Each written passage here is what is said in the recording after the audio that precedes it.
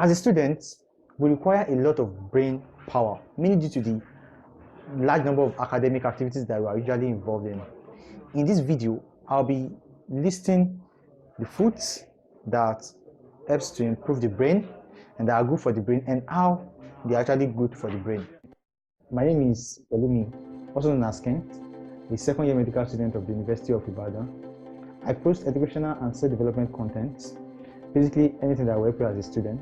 So if you are up for the growth, kindly hit the subscribe button and the notification bell so you'll be updated every single time I post new content.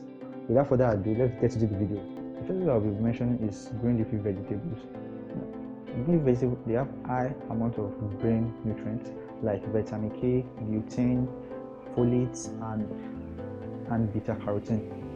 According to a 2018 study published in Neurology, eating green vegetables actually helps to preserve memory and age-related cognitive decline. The study had people aged 80 and above ate 1 serving of vegetables daily for 5 years, and at the end of the study, they scored very high in mental gymnastics. Now, the second one is coffee and tea. Now, coffee is normally taken generally by everyone. I take coffee too, just for short-term productivity. But then research actually shows that they actually have more of like a long-term effect. Now, in a 2018 report published in the Journal of Nutrition, now participants with a greater intake of caffeine, which can be found in the coffee or your tea, they performed higher on executive activity. Another study by Johns Hopkins University researchers also shows that caffeine may also help solidify memories. Now, in the study, participants were asked to actually review a series of photographs. Now, some of them were given placebo, while the others were given 20 milligrams of caffeine. Now, the next day, more participants that took the caffeine were able to correctly recognize those photos. But then I must say that you shouldn't take caffeine too much, just regulated amount. As I stated in the research, just 20 milligrams is enough. That's small. It's not just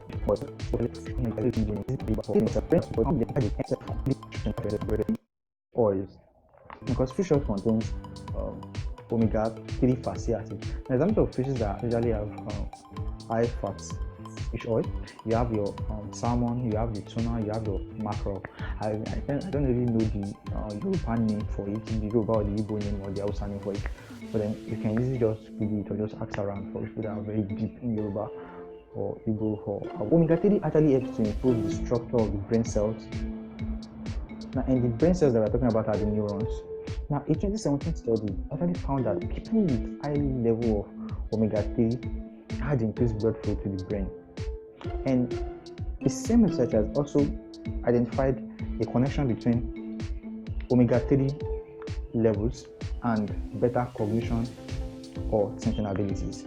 One food that will actually improve your brain is the berries. I mean, any kind of berry. You have your strawberry, you have your blueberry.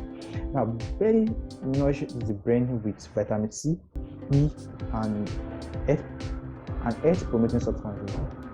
Now, like antioxidants, flavonoids, and phytochemicals. Antioxidants are actually important for brain health because the brain is susceptible to a large number of oxidative stress, and that oxidative stress actually contributes to age-related cognitive decline and brain disease. So basically what the antioxidant does is just remove the oxidative stress. It just antioxidize the oxidide. It just what they do is just remove the oxidative stress. Just oxidize they will just reduce the oxides that are there. And according to another research published in Neural Regeneration Research, berries may help clear brain fog, enhance motor skills and memories, and even alleviate behavioral problems by relieving stress. This is nuts. Now, nuts contains, the fifth is nuts. You have different types of nuts. You have your walnuts, you have your groundnuts, what type of nut, cashew nuts. Now, nuts contain high amount of omega-3 fatty acid, and I've already stated the plants of omega-3 fatty acid before, and I was talking about one of the foods that actually help to improve the brain as well. Now, omega-3 helps in regulating. Now, another additional function of omega-3 fatty acids is that they help to actually regulate blood sugar levels. Now, a 2015 UTLA study they related higher walnut intake to enhance cognitive test scores. So, if you want to score very high, take a walnut, take avocado. Now, walnut is rich in alpha-linolenic acid. Now, alpha-linolenic acid is a form of omega-3 fatty acid that actually helps to actually reduce blood pressure and strengthens the arteries. So that means taking walnut actually helps your heart and then your brain. So make sure you take a walnut. Now, this is dark chocolate. I'm very sure that most of you guys are very excited about this. Now, dark chocolate contains cocoa, and then cocoa contains cacao flavonoids. Cacao flavonoids is an antioxidant. Now, according to a 2013 review, it may encourage neurons and blood vessel growth in parts of the brain involved in memory and learning. So it will ensure that more blood supply reaches that side, and then the more the blood supply, the more you are feeding something, the bigger it grows, and then the more advanced it actually develops. Now, they also stimulate blood flow in the brain. That means they ensure that proper blood flows takes place in the brain.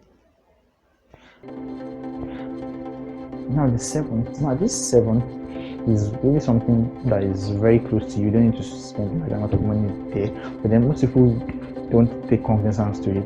Now the seventh is water. Now, not taking enough water actually leads to dehydration, and then dehydration then causes headache. Now headache usually leads to long-term neural damages. And several studies have also shown that dehydration can actually affect cognitive functions and the brain tissue shrinks.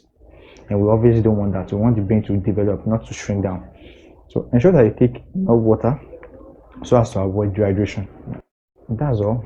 And make sure to take good care of your brain and your health as well, because your health is your wealth, and you obviously don't want to be falling sick you obviously don't want to be falling sick when you have an exam or you are trying to study. So make sure that you take good care of yourself. Now, if you like this, kindly hit the like button, and if you haven't subscribed yet, kindly do so. So see you guys in my next video.